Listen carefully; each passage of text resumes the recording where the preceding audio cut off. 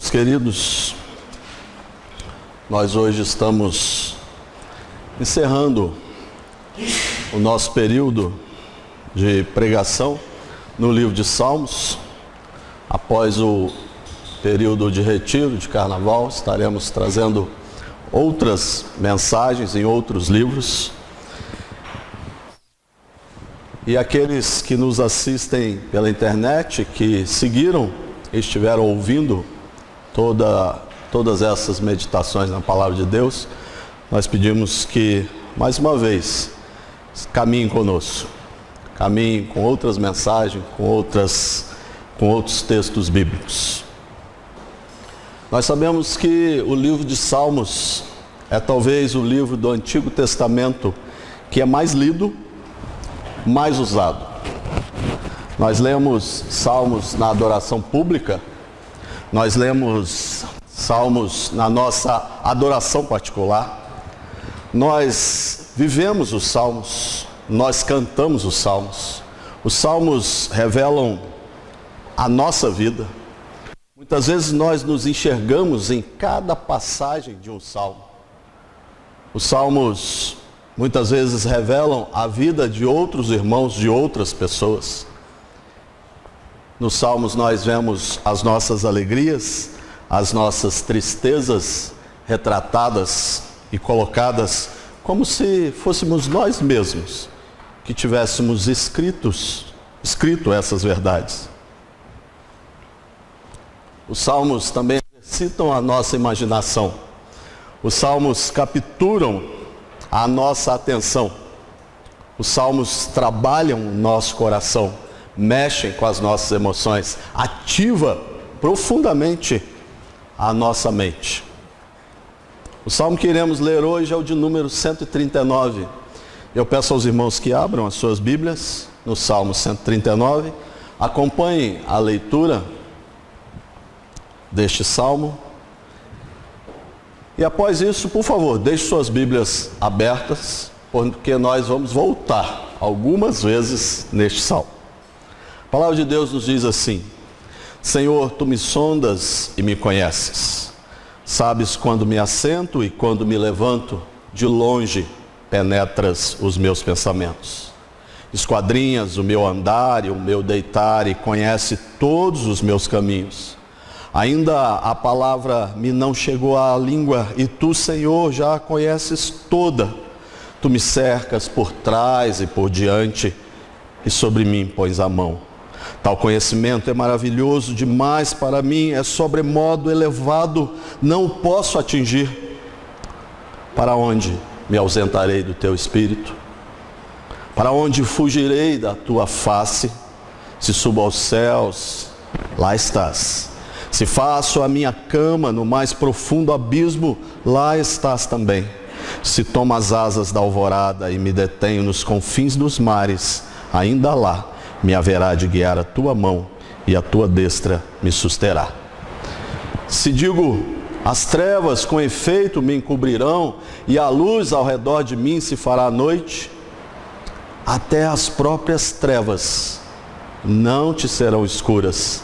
As trevas e a luz são a mesma coisa. Pois tu formaste o meu interior, tu me teceste no seio de minha mãe.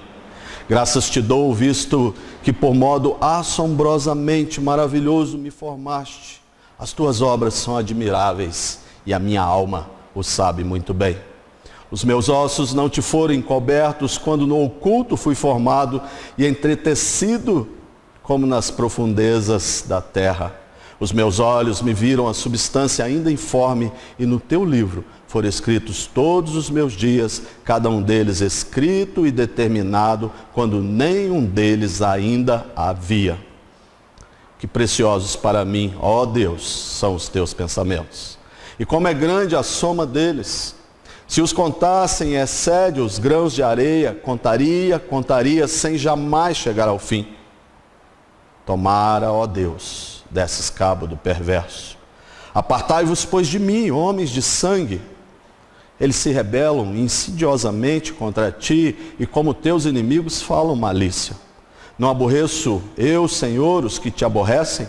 e não abomino os que contra ti se levantam, aborreço-os com ódio consumado.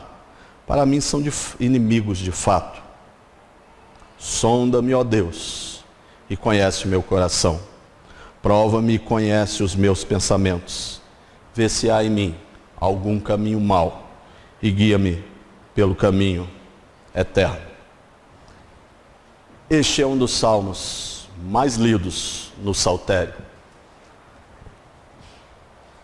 Eu sou muito edificado, e com certeza você também é muito edificado, quando lê o Salmo 139, quando ouve pregações a respeito desse salmo, quando ouve músicas a respeito desse salmo. Por outro lado, este salmo também me assusta e talvez assuste você, porque esse salmo está nos dizendo que Deus sabe tudo a meu respeito, que Deus conhece profundamente a minha vida. Isso muitas vezes se torna um pouco incômodo e desconfortável para nós. Deus conhece minha vida, Deus conhece minhas ações, Deus conhece meus pensamentos, Deus conhece os meus desejos mais íntimos. Ele vasculha a minha alma, Ele entra na minha mente, Ele entra profundamente no meu ser, Ele traz tudo isso à tona. Eu não posso me esconder de Deus, eu não posso ficar longe de Deus, eu não posso me esquivar de Deus. Isso é apavorante. Mas, quando leio esse salmo, eu também sou tomado de paz, de consolo, de tranquilidade, pois esse Deus que sabe todas as coisas, esse Deus que conhece todo o meu ser, que sabe todos os meus pensamentos, é o meu Deus, é o nosso Senhor. E mesmo Ele sabendo tudo a meu respeito e a seu respeito, ainda assim Ele nos ama e ainda assim Ele visita o nosso coração em Cristo Jesus. E podemos chamá-lo de Pai, o nosso Deus. O Deus que sabe tudo a nosso respeito, não nos lança fora da sua presença. Ele nos acolhe, Ele nos ama com amor inexplicável. Isso deve encantar o nosso coração, isso deve encher a nossa vida. Deus nos ama, Deus nos visita, Deus nos acompanha. Isso é lindo, isso é maravilhoso, isso vem da parte de Deus, isso consola o nosso coração. Bendito seja Deus por isso. Não sei se você já percebeu, mas esse salmo trata de alguns dos atributos de Deus. E você pode estar se perguntando, o que são atributos? Eu respondo, atributos são características pessoais, no caso de Deus, são perfeições divinas, gloriosas do ser de Deus. Teologicamente, nós dividimos os atributos de Deus em duas classes. Os atributos comunicáveis são aqueles que nós conseguimos enxergar em plenitude na pessoa de Deus, mas que nós enxergamos também de forma um pouco ainda imperfeita nos seres humanos. Por exemplo, atributos comunicáveis de Deus são santidade, justiça, amor, bondade, misericórdia. Nós enxergamos um pouquinho de tudo isso na nossa própria vida, mesmo de forma imperfeita. Os atributos incomunicáveis são os atributos que só pertencem ao nosso Deus. Os atributos incomunicáveis de Deus são autoexistência, imutabilidade, imensidão, eternidade, onipotência, onipresença, santidade. E nós vamos tratar de alguns desses atributos neste salmo, que propriamente Davi, inspirado por Deus, demonstra isso. Talvez inconscientemente, não tivesse exatamente a sistemática ou a hermenêutica que temos hoje, mas ele faz isso guiado e orientado pelo Espírito Santo de Deus. No Salmo de Davi, você pode observar na sua Bíblia, e se você quiser anotar, no Salmo de Davi nós encontramos pelo menos 4 atributos de Deus. Do versículo 1 ao versículo 6, você verá aí a onisciência de Deus. Versículo 1 ao versículo 6 ele fala de onisciência de Deus. Do versículo 7 ao versículo 12, Davi vai estar tratando mais primordialmente da onipresença de Deus. Do versículo 13 ao versículo 18, nós veremos Davi tratando sobre a onipotência de Deus. E do versículo 19 ao versículo 24, mais propriamente, ele trata da santidade de Deus. Então vejamos o que nós podemos aprender com este salmo, o que este salmo fala ao nosso coração. Deus nos conhece intimamente. Deus nos conhece intimamente. A onisciência de Deus, versículo de 1 a 6. Davi começa o salmo dizendo: Senhor, tu me sondas e me conheces. O verbo sondar significa alguém que examina, alguém que investiga, alguém que vai a fundo. E ninguém faz isso melhor do que Deus. Ninguém faz isso de uma maneira tão perfeita quanto Deus. Os nossos irmãos não nos conhecem profundamente. Os nossos pais não nos conhecem profundamente. Os nossos cônjuges não nos conhecem tão profundamente como Deus. Ninguém pode examinar totalmente o nosso coração, os nossos desejos, os nossos pensamentos. Muitas vezes nem nós mesmos nos conhecemos tanto quanto Deus nos conhece. Para Deus não há coração que não se abra. Para Deus não há pensamento que não seja examinado minuciosamente. Ele tem um olhar que tudo vê. Ele tem um olhar que tudo sonda. Ele penetra profundamente o coração humano. A Bíblia diz que o Senhor não vê como o homem. O pastor Valdeci já orou assim hoje. A Bíblia diz que o homem vê o exterior, porém o Senhor vê o coração. Está lá no Salmo 16, versículo 7. Desculpe, 1 Samuel 16, 7. Por essa razão é impossível ao homem enganar o Deus onisciente. Adão e Eva até tentaram enganar a Deus.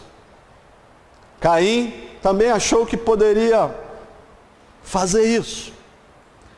Davi, muitas vezes, ou no momento exato onde ele teve um caso de adultério, ele tentou esconder todas as coisas de Deus e achou que enganaria a Deus, achou que poderia manter tudo debaixo dos panos, como diz aí no diálogo popular. Mas eles descobriram que Deus sabia tudo a respeito de suas vidas. Eles descobriram que Deus estava sondando o coração de cada um deles. Davi, inspirado pelo Espírito Santo, então continua: sabes quando me assento ou quando me levanto? De longe penetras o meu pensamento. E mais uma vez a gente olha para esse verbo saber, que significa distinguir, que significa discernir com entendimento, demonstrando que Deus está atento à dinâmica da nossa vida. Ele não é o Deus que está longe, que está separado, que está lá no alto. Ele é o Deus que está perto, está na dinâmica da nossa vida e acompanha as batidas do nosso coração e o pisar dos nossos pés. Sabes quando me assento e quando me levanto. Deus está atento a cada um de nós. Ele sabe quando eu estou dormindo. Ele sabe quando eu estou acordado. Ele sabe tudo. Chocante, né? Chocante. O texto nos diz: de longe penetras os meus pensamentos. Ele sabe se eu estou tendo pensamentos de amor. Ele sabe se eu estou tendo pensamentos de santidade. Ele sabe se eu estou tendo pensamentos de alegria. Ele sabe se eu estou tendo pensamentos de gratidão. Ele sabe se eu estou tendo pensamentos de paz. Ele sabe se o meu pensamento está agora como um pensamento de adoração. Ele sabe se o meu pensamento está impuro. Ele sabe se está passando pensamentos de ódio na minha vida, de orgulho, de soberba, de maldade. Ele sabe o que você está pensando aí agora. Ele sonda, ele conhece. E Davi continua: esquadrinhas o meu andar e o meu deitar, e conhece todos os meus caminhos. A palavra hebraica para esquadrinhar traz a ideia de espalhar, de separar. Seria o mesmo que nós disséssemos assim: como o vento separa o trigo da palha, Deus distingue o comportamento de uma pessoa. Ele chega separando. E o verbo andar vai mostrar que isso demonstra a maneira como nós vivemos, nossa trajetória de vida, a maneira como caminhamos, a maneira como andamos, ou seja, como você se comporta, como você se age no dia a dia, ou como você age no dia a dia. O verbo deitar demonstra que o Senhor está com você na intimidade do seu quarto, que o Senhor está com você quando você coloca a sua cabeça no travesseiro, que o Senhor está indo com você nos seus pensamentos, nas preocupações, nas noites insones, onde as angústias não lhe permitem dormir. Davi acrescenta: ainda a palavra me não chegou à língua, e tu, Senhor, já conheces todas. Deus não conhece somente o que você fala, Ele conhece antecipadamente tudo o que eu e você iremos falar. Ainda não temos a consciência da palavra que será dita, e Deus já sabe, Ele já conhece. E Davi diz mais: tu me cercas por trás e por diante, e sobre mim pões a tua mão. Irmãos, quando nós vemos que Deus põe a sua mão sobre mim, a palavra mão aí no hebraico é como palma da mão. Deus coloca a sua mão como um vaso côncavo a nos proteger. Deus coloca a sua mão nos guardando. Deus põe a sua mão nos protegendo. Isso significa que a mão de Deus está conosco sempre. Ele coloca a mão para nos guiar. Ele coloca a mão para nos firmar. Ele coloca a mão para nos dirigir. Ele coloca a mão para nos proteger em nosso caminhar. Davi termina essa primeira parte do Salmo dizendo: tal conhecimento é maravilhoso demais para mim, é sobremodo elevado, eu não posso atingir. Em outras palavras, talvez Davi quisesse dizer: eu estou espantado, Senhor. Eu estou assustado, ó Deus, com tudo que o Senhor está me revelando, com tudo que o Senhor está me falando. O Senhor é maravilhoso demais, bendito seja o Senhor. Após Davi perceber que Deus nos conhece intimamente e observar alguns aspectos da onisciência de Deus, o seu pensamento se volta para outro tema. E dos versículos 7 aos versículos 12, nós veremos que Deus nos acompanha constantemente. Deus nos acompanha constantemente. É a onipresença de Deus. Acho que Davi pensou: se Deus sabe tudo a meu respeito e me conhece tão bem, é melhor fugir. É melhor escapar para algum lugar. É isso. O pecado deve nos envergonhar diante da presença desse Deus majestoso. Nós devemos corar de vergonha quando nos deparamos com a perfeição de Deus, irmãos. Quando nos deparamos com esse Deus que sabe tudo, que prescruta o nosso coração, dá mesmo vontade de fugir, dá mesmo vontade de ir para longe. E Davi pergunta: para onde me ausentarei do teu espírito? Para onde eu fugirei da tua face?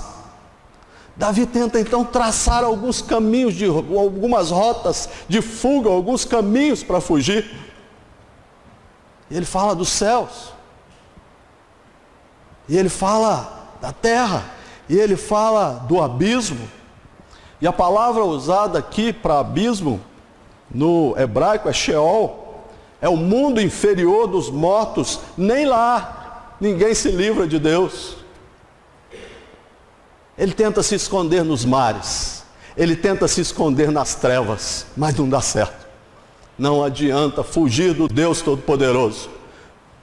Quando Deus quer nos confrontar, quando Deus quer falar conosco, quando Deus quer visitar o nosso coração, quando Deus quer guiar a nossa vida, quando Deus quer falar profundamente a um pecado que eu estou cometendo, não há lugar onde possamos nos esconder. Mais uma vez eu digo, Adão e Eva tentaram essa tática, não funcionou. Jonas, o profeta fujão, tentou, mas nós sabemos da história, ele foi de mal a pior.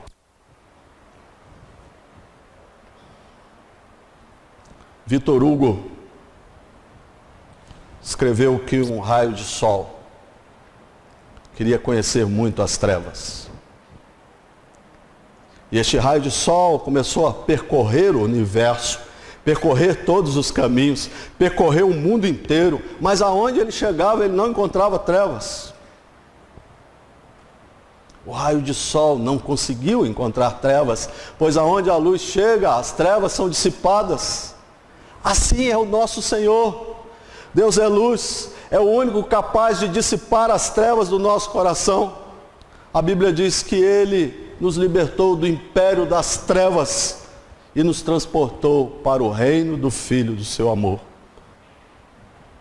O verso 7 começa com uma pergunta do salmista, que você pode ver aí. Para onde? Davi pergunta, para onde? E ele chega à conclusão, para lugar nenhum. Para lugar nenhum. Essa é a conclusão mais óbvia. Eu não posso me esconder desse Deus onipresente. Deus está presente em todo lugar. Deus nos acompanha constantemente. E agora, orientado pelo Espírito Santo de Deus, mais uma vez, Davi traz um novo atributo de Deus, a onipresença de Deus. E ele percebe que não vai falar mais da onipresença, nem da onisciência de Deus, mas que fala agora da onipotência de Deus, o Deus Todo-Poderoso. Deus nos criou maravilhosamente. E você vai observar isso dos versos 13 ao verso 18. E aí demonstra a onipotência de Deus. Deus nos criou maravilhosamente, demonstrando assim a sua onipotência. Temos diante de nós, nesses versos 13 a 18, uma das passagens mais maravilhosas acerca do milagre da concepção e do nascimento humano. Como disse Eugênio Peterson, ao testemunhar o nascimento, não calculamos, apenas nos maravilhamos. Muitos aqui já tiveram a experiência de ter filhos. É algo extraordinário, né? É algo sobrenatural. É algo sublime, é algo inexplicável. A gente vê uma vida nascendo e uma vida se desenvolvendo. Por isso Davi diz, e acompanha aí, irmãos, dos versos 13 a 18, Davi diz, pois tu formaste o meu interior, tu me teceste no seio da minha mãe, graças te dou, visto que de modo assombrosamente maravilhoso me formaste, as tuas obras são admiráveis, e a minha alma o sabe muito bem. Os meus ossos não te foram encobertos, quando no oculto fui formado e entretecido nas profundezas da terra. Os meus olhos me viram a substância, os teus olhos me viram a substância ainda informe, e no teu livro foram escritos todos os meus dias, cada um deles escritos e determinados, quando nenhum deles ainda havia. E Davi continua, que preciosos para mim, ó Deus, são os teus pensamentos, e como é grande a soma deles, se os contasse, excede os grãos de areia. Contaria, sem jamais chegar ao fim. Irmãos, o que o Espírito Santo de Deus está falando a nós, nesse momento, através do escrito feito pelo seu servo Davi, é que nós não somos frutos do acaso. Nós não nascemos como homem e mulher de uma explosão. Muito menos nós somos frutos de uma evolução. Não viemos do macaco, viemos de Deus. Somos feitura do Senhor, somos obras de suas mãos. Fomos feitos à imagem e semelhança do Deus Criador, o Deus onipotente e todo-poderoso. O sentimento de Davi é de gratidão a Deus. E ele diz, graças te dou. Deus tece o ser humano no útero da sua mãe. A substância ainda informe já é uma pessoa. A substância ainda informe já é uma pessoa formada por Deus. Por isso o aborto é um contraste. Por isso o aborto é uma violação. Por isso o aborto é um pecado àquilo que Deus planejou, pois interrompe esse milagre e traz uma tragédia na vida humana. No nosso mundo atual, alguém já disse uma frase assim: não podemos bater em uma criança, mas podemos matá-la. Os irmãos sabem. As leis estão tentando aprovar o aborto. As mesmas leis querem proibir que os pais disciplinem seus filhos, como a Bíblia mesmo orienta. Matar pode, corrigir não. Deus fez mais, irmãos, do que criar e formar o nosso corpo. A palavra de Deus diz que Ele também planejou e determinou os nossos dias. E a própria extensão da nossa vida. As tarefas que nós realizamos. Mas não se trata de fatalismo. Não se trata de uma predestinação insensível. Pois aquilo que somos e aquilo que Deus tem planejado para nós vem do seu coração amoroso. Deus nos criou de forma maravilhosa. E Deus cuida de nós e nos sustenta na nossa jornada aqui na terra. Fomos feitos, sim, de modo assombrosamente maravilhoso. Ele nos criou com muito cuidado. Ele nos criou com muito zelo. E quando percebemos isso, nós precisamos ser tomados de encantamento e de admiração. E você pode notar isso no seu próprio corpo. Quem aqui é igual ao outro? Nós somos seres diferentes. Temos variedades. Temos impressões digitais diferentes. Temos a íris do olho diferentes. Nós somos pessoas que têm códigos de DNA diferentes. Nós somos únicos e exclusivos. E Davi, mesmo sem ter a dimensão científica que temos hoje, ele proclama: as tuas obras são admiráveis e a minha alma o sabe muito bem. Muito bem. Quando Davi termina a descrição da onipotência de Deus, assim como ele fez quando terminou a descrição da onisciência de Deus, ele demonstra espanto e diz: que preciosos para mim, ó Deus, são os teus pensamentos. E como é grande a soma deles. Se os contassem, excede os grãos de areia. Contaria, sem jamais chegar ao fim. Davi trabalha a quantidade dos pensamentos de Deus e diz que eles excedem os grãos de areia. Ele entendeu que Deus é o Deus que tudo sabe, o Deus onisciente. Ele entendeu que Deus está em todo lugar, o Deus onipresente. Ele entendeu que Deus tem todo o poder para criar todas as coisas, o Deus onipotente. E por último, Davi vem tratar nesse salmo que chamamos de um atributo comunicável de Deus. Ele vai falar sobre a santidade de Deus. O Deus que nos conhece intimamente, o Deus que nos acompanha constantemente, é o Deus, e o Deus que nos criou maravilhosamente é também o Deus que nos julga retamente. Versículos 19 a 24. Se não podemos enganar a Deus, se não podemos fugir de Deus, se não podemos ignorar a Deus, o mais sensato é nos submetermos a Ele. O mais sensato é sermos julgados por Ele.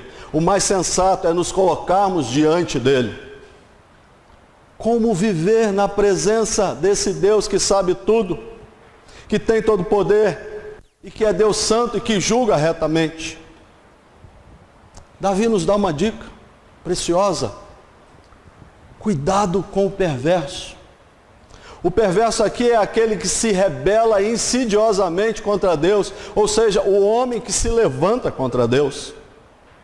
Não se deleite naquilo que diz o perverso, não participe da roda dos escarnecedores, não fique com pessoas que estão trabalhando e fazendo coisas que desagradam o nome de Deus, que amaldiçoam o nome de Deus.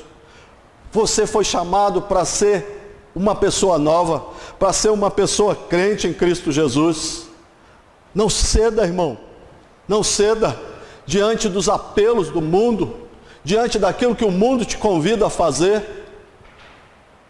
Deus é santo e Ele julga retamente. Por isso, cuidado com o perverso. Não deixe a sua mente se amoldar à mente dele. Não se ajunte com esse tipo de gente. Davi não quer se calar diante da perversidade e do homem mau. Davi quer combater. É preciso zelar pelo nome de Deus. É preciso ser mais firmes na defesa do Evangelho. É preciso parar de fazer a política da boa vizinhança e começarmos a defender os pressupostos de Deus e não os pressupostos do mundo. Não dá para ser cristão neutro. Não dá para ser cristão calado. Não é possível ficar calado diante das atrocidades do perverso. É preciso falar, é preciso testemunhar, é preciso levantar a bandeira do Evangelho, é preciso dizer que existe um Deus capaz de transformar vidas. É preciso que você mesmo esteja diante de Deus, pedindo o que Davi vai pedir daqui a pouco. Davi olha para lá, para os homens perversos. Ele olha para aquilo que está rodeando, ele olha para a sociedade, mas ao mesmo tempo Deus dirige o olhar de Davi para o próprio Davi. E Davi olha para dentro de si. Existe o perigo que corremos em relação à ira, irmãos. A nossa ira é pecaminosa.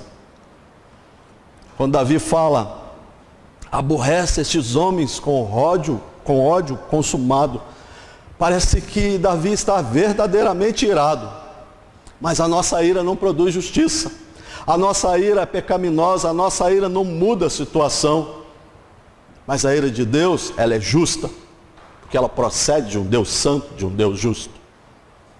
Portanto, examine sempre o seu coração, à luz da palavra de Deus. Davi parece que entendeu isso. E ao invés de olhar para fora e ficar só apontando o dedo, fulano é isso, cicrano é aquilo, a sociedade faz isso e faz aquilo outro, ele diz, sonda-me, ó Deus, conhece o meu coração, prova-me, conhece os meus pensamentos, vê se há em mim algum caminho mau e guia-me pelo caminho eterno. Davi faz 3 pedidos a Deus. Davi diz, sonda-me, prova-me e guia-me. Davi pede a Deus para sondar o seu coração. Ou seja, ele solicita que Deus investigue profundamente o que está dentro da sua alma e traga à superfície para ser tratado. Ele quer resolver o problema. Ele quer buscar a santidade de Deus. Ele quer ter vida restaurada do Senhor. Davi diz, prova-me. A ideia aqui é do refino do ouro. Quando o ouro é colocado no fogo, quando o ouro é refinado, quando o ouro é purificado, Davi diz, me purifica, Senhor. Purifica o meu coração. Vê se há algum caminho mau e guia-me pelo caminho eterno. Irmãos, o nosso coração é enganoso, desesperadamente corrupto. Nós precisamos de Deus, nós precisamos da palavra de Deus, que é um instrumento de Deus para o nosso coração e para a nossa vida, para nos mostrar o caminho, para nos mostrar a direção. Só assim nós teremos um diagnóstico seguro, um diagnóstico firme, um diagnóstico que é capaz de nos levar para Deus e não nos afastar dele. Só Deus é capaz de nos sondar, só Deus é capaz de nos julgar. E quando Ele fizer isso, vai acontecer algo. Você vai ser encontrado culpado. Você vai ser encontrado culpado. Mas quando somos sondados e provados por Deus, temos a solução que nos guiará para o caminho eterno. A solução é Cristo Jesus. O Cordeiro de Deus, providenciado pelo Pai para a remissão dos nossos pecados. O único capaz de nos voltar para Deus, o único capaz de nos mostrar o caminho eterno, o único capaz de nos colocar do lado de um Deus tão santo. Sabe por quê? Porque Jesus é esse Deus. Jesus é o Deus onisciente. Ele demonstrou isso várias vezes. Eu me lembro de uma passagem no Evangelho de Mateus, onde ele perdoou o pecado de um paralítico em Cafarnaum. E os fariseus disseram: quem é esse para perdoar pecado?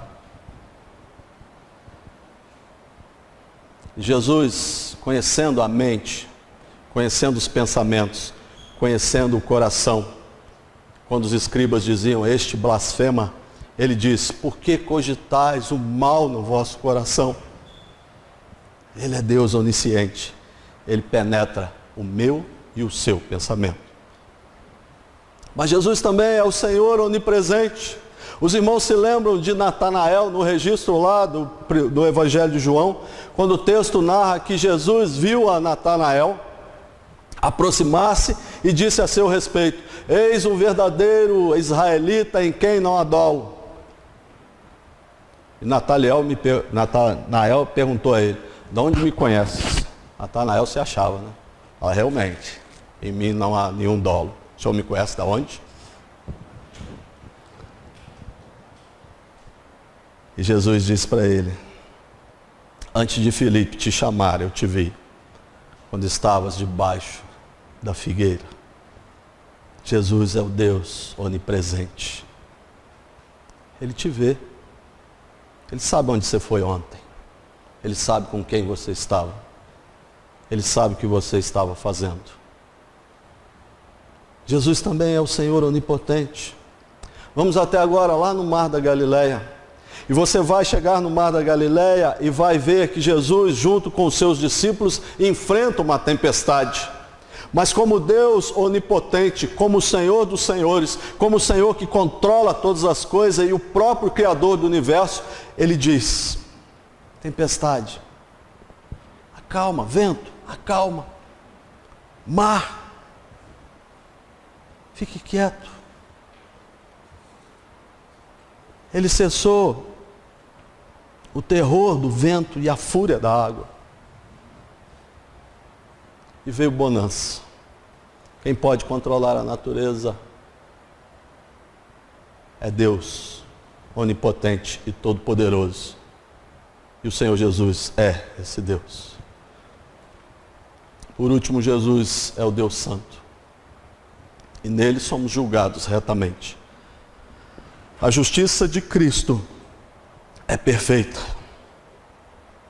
E por causa dele, a ira de Deus não recai sobre a minha vida e a sua vida. Romanos 3:24 diz que nós somos justificados gratuitamente pela graça de Deus, mediante a redenção que há em Cristo Jesus. Diante do Deus onipotente, onipresente, onisciente e santo, nós não precisamos fugir mais. Nós temos caminho, nós temos direção.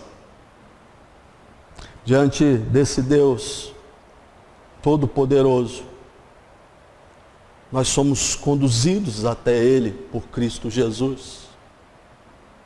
Isso é para mim, irmãos, isso é para você. Nós não podemos cair numa vida diferente daquela que Deus tem proposto para nós. Diante desses atributos maravilhosos de Deus, nós não podemos continuar vivendo vida cristã medíocre, pobre, triste, infeliz, tendo um pé no mundo e um pé dentro da igreja, tendo um pé servindo ao diabo e um pé servindo a Deus. Deus te chama a se encontrar com Cristo Jesus, Deus te chama a se fortalecer em Cristo Jesus. Que seja assim, que seja assim. Que o Senhor Jesus, que é o Deus onisciente, onipresente, onipotente e é o Deus santo, seja o Senhor da sua vida e te dê vida em abundância, e você desfrute de todas as benesses que Deus tem aqui na terra, mas principalmente na eternidade. Portanto, irmão, ame a Jesus, sirva a Jesus, deleite-se em Cristo Jesus de todo o seu coração. Que Deus nos dê graça, que Deus nos abençoe. Nós vamos orar com o pastor Valdeci, que implementará a bênção.